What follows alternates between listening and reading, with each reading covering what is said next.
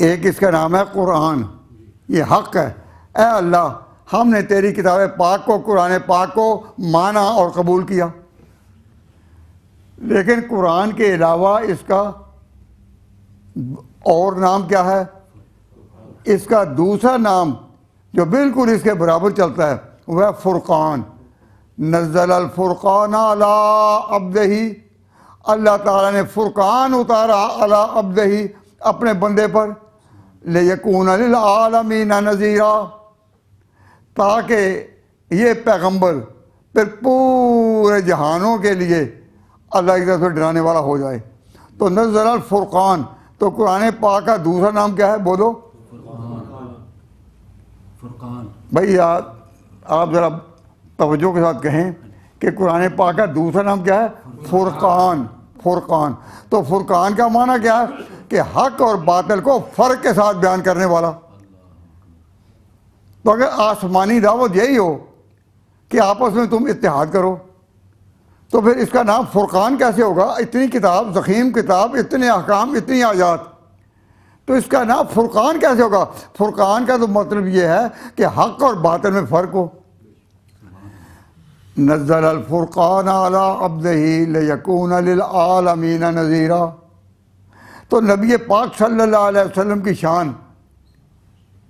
कि तमाम जहानों के लिए आप अल्लाह की तरफ से डराने वाले आए,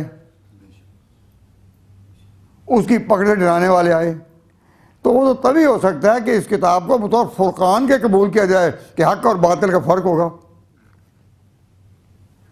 अब हैरत होती है कि जो लोग लोगों में ये मुगालता डालते हैं, और ख़ास तौर पर इस मुल्क में, किस मुल्क के हालात हैं, नए तकाज़े हैं, नई ज़रूरतें हैं, कौमों के मसाइल हैं और फिर बैनुल-अक़वामी मसाइल हैं, तो यहाँ सच्चाई को और झूठ को,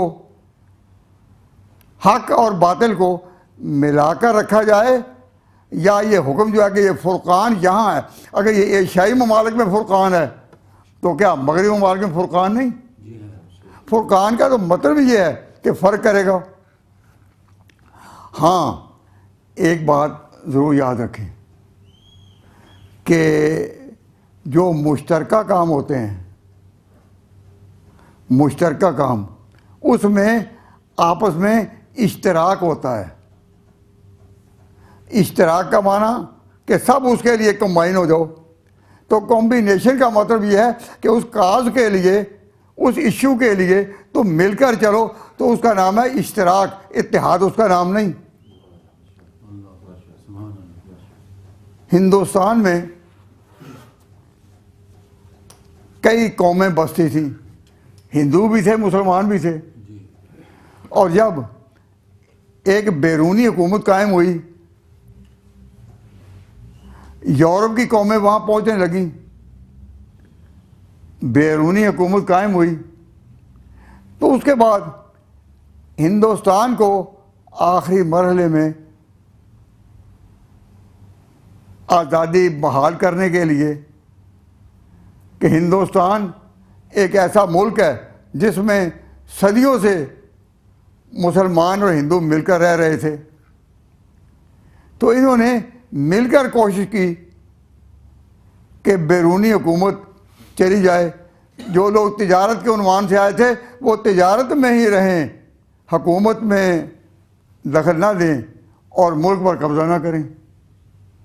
अब कहते हैं कि मुसलमान और हिंदू वो इकट्ठे होकर लड़े थे, वो इत्तेहाद से लड़े थे या इश्तराक से?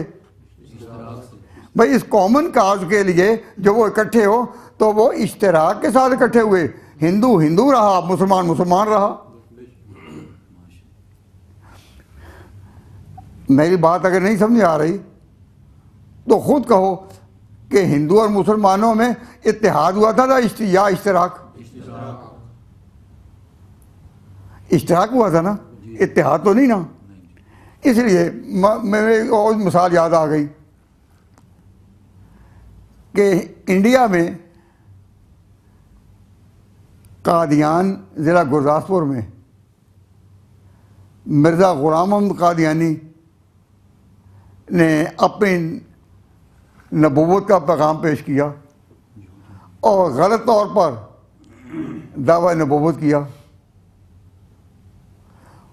उसके पीछे क्या सियासी मकासद थे, इस वक्त उनसे बहस नहीं, लेकिन उसके मुकाबला में उनको शिकस्त देने के लिए हुकूमत के सामने जब भी कोई मेहनत हुई तो उसमें मुसलमान कहलाने वाले जितने भी थे वो सारे के सारे इश्तराक अमल के साथ आगे गए और यहाँ तक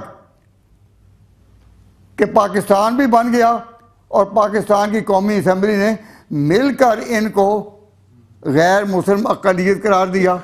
तो अब जितने भी फ़िरके अपने आप को मुसलमान कहते थे उन्होंने इश्तराक किया था या इत्तेहाद?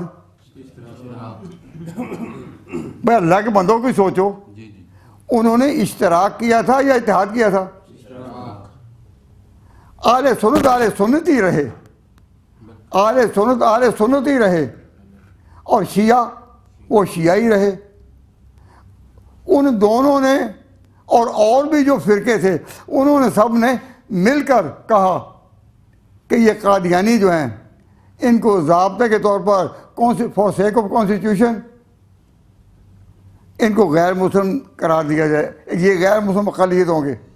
तो ये गैर मुस्लिम अक़लियत करार पाए तो गैर मुस्लिम अक़लियत वो इत्तेहाद से हुए या इश्तराक से?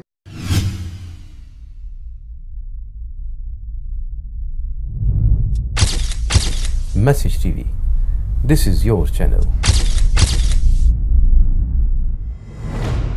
This is your channel.